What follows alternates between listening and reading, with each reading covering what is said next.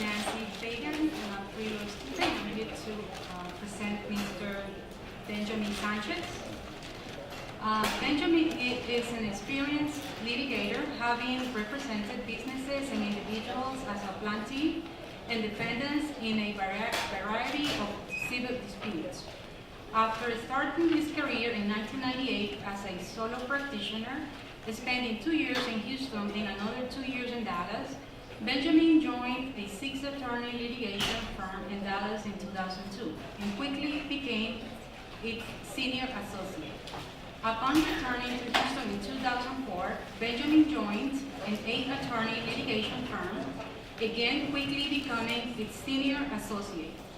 Benjamin rose the ranks in both firms because of results, no age or experience. In March 2007, Benjamin reopened his own practice, litigating debt recovery cases from creditors in commercial and public construction cases for various members of the construction industry. Benjamin is known for his common sense yet aggressive approach in representing clients and his professionalism and integrity in dealing with opposing counsel and courts. Benjamin not only is trial tested but also understands most cases are over before ever reaching trial. Therefore, Benjamin uses pre-trial maneuvers to maximize each client's position and minimize cost. Benjamin also is a leader within the legal community and at large, from holding positions of leadership within bar associations to being appointed by Mayor White to sit on the Houston Automotive Board. Benjamin has been entrusted to lead others.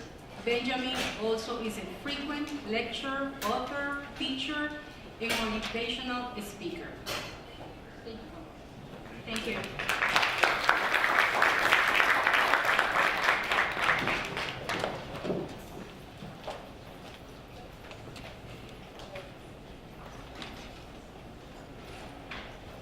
Good evening.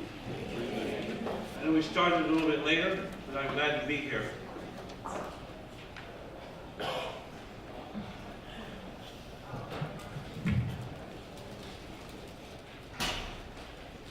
So I understand some of you have gone out to speak with Junius Williams, and he's a hard act to follow.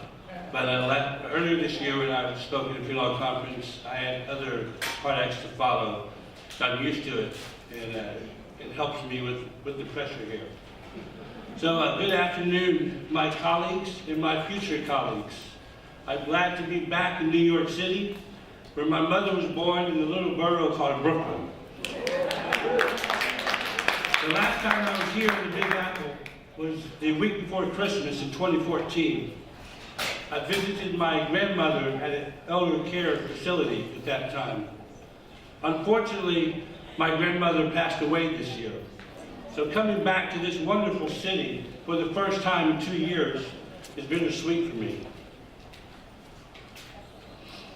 But you see, the last time that I came back to New York City was bittersweet as well, because that was the first time I'd been back at the Big Apple since I attended a wedding reception at the restaurant called Windows on the World in the North Tower the year before the complex was destroyed. The Twin Towers had represented a special and happy time in my life, sharing the wedding of a family friend. More importantly, however, the death and aftermath of the Twin Towers tragedy, they now represent the best of humankind, coming together after such a horrible act of terrorism. From my visits as a boy, to the wedding celebration the year before tragedy, to my last visit with my grandmother while she was alive, and now to this pre-law conference in the aftermath of the presidential election. This city has always been special to me and continues to remain so. So it is with great honor and humility that I accepted the invitation to speak at this conference. This harkens back to what I felt when I spoke at Howard University Law School earlier this year. I had a great deal of pride and gratitude.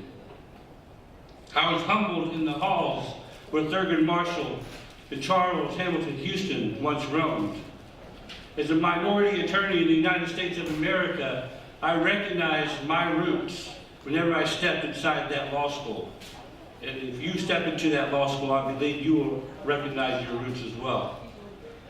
You have to understand that others fought great battles just so we could do what we are doing here today. I'm grateful to be here today in this special city at this extraordinary time.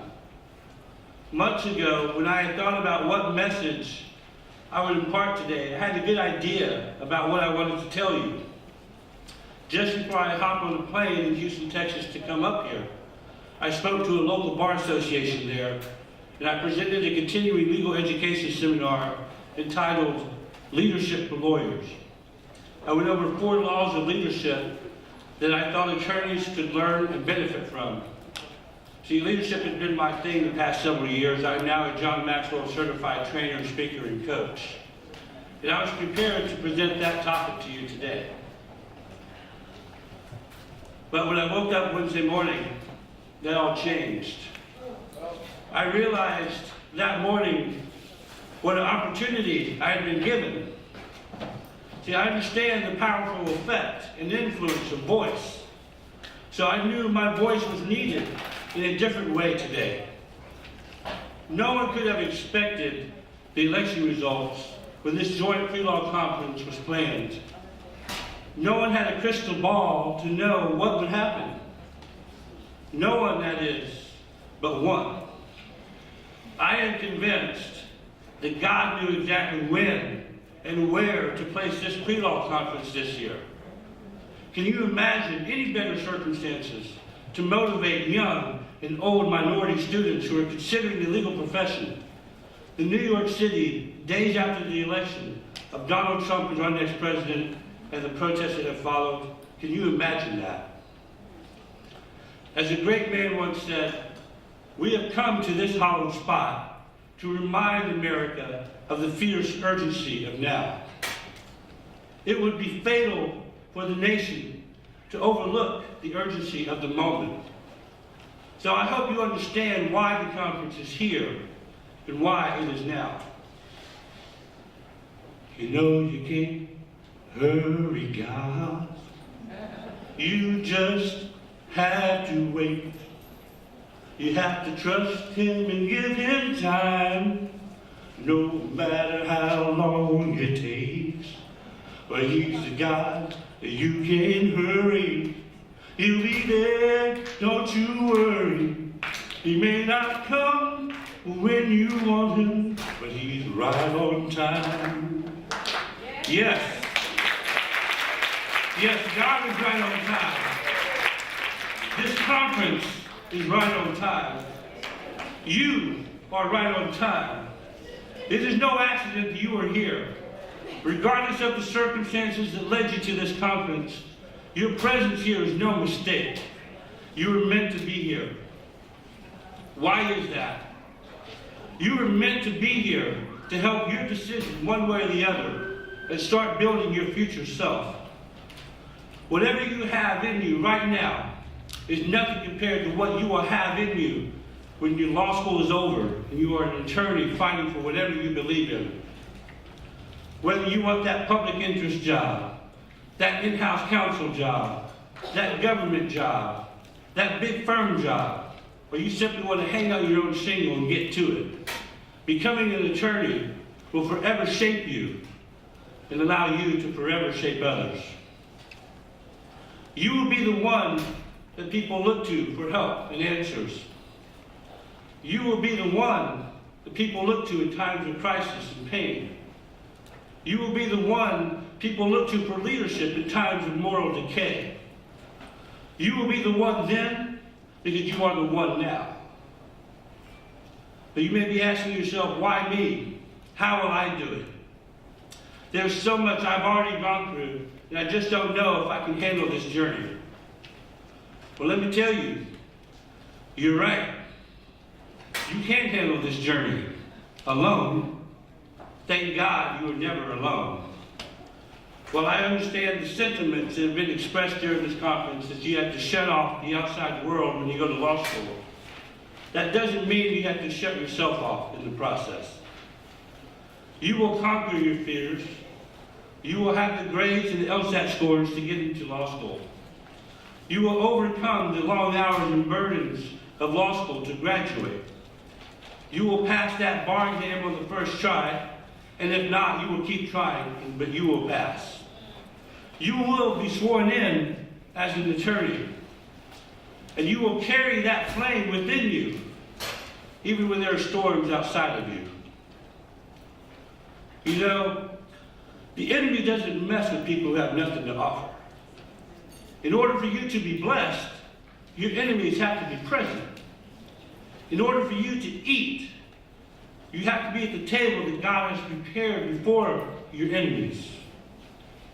When you build yourself up to become a strong warrior, make no mistake, you will be called into war. Don't worry though, because no weapon formed against me shall prosper. It won't work. Oh yeah. I said no weapon formed against me shall prosper. It won't work. Say God will do what He said He will do. He will stand by His word, and He will come through. Oh, God will do what He said He would do, and He will stand by His word, and He will come through. Oh, no weapon formed against me shall prosper. No, it won't work. No, no, no. I said no weapon formed against me shall prosper. No, it won't work. It won't work. You have to understand, the people who know me know that I have a musical soul, so you got to forgive me for speaking in different ways to you. I grew up Catholic, but by the time I really knew what was going on in the world, I knew that I had a heart that was full of song that didn't belong in the Catholic Church at least. I didn't grow up with gospel music playing in my house, but I sure had it playing when I was able to control my own music. So what we are doing here at this conference is giving you a glimpse of the factory that will build your future self. It's showing you examples of what you can become. Whether you were young and have gone straight through school, whether you were older and have grandchildren, whether you have worked for 3 years after college, regardless of where you are, now is the time. Now is the time for you to soak it in and get up off that chair of indecision. Now is the time to commit yourself to becoming that warrior you are destined to be. Now is the time to build your team, because your victory in becoming an attorney will be their victory as well. Now is the time. Now is the time to love, not hate. Now is the time to be the voice, not be silent. Now is the time to be inspired so you can be an inspiration to others. Now is the time to be motivated so you can be a motivation to others. Now is the time to become your best self so you can help others become their best selves. Now is the time to rise up and become strong so you may lift others up with your strength. Now is the time, my friends. The Lord is blessing me right now. Oh, right now. I said the Lord is blessing me right now. Oh, right now. He woke me up this morning, started me on my way, 'cause the Lord is blessing me right now. Oh, right now, you can sing now. The Lord is blessing me right now. Oh, right now. I said the Lord is blessing me right now. Oh, right now. Well, He woke me up this morning and He started me on my way. Said the Lord is blessing me right now. Oh, right now.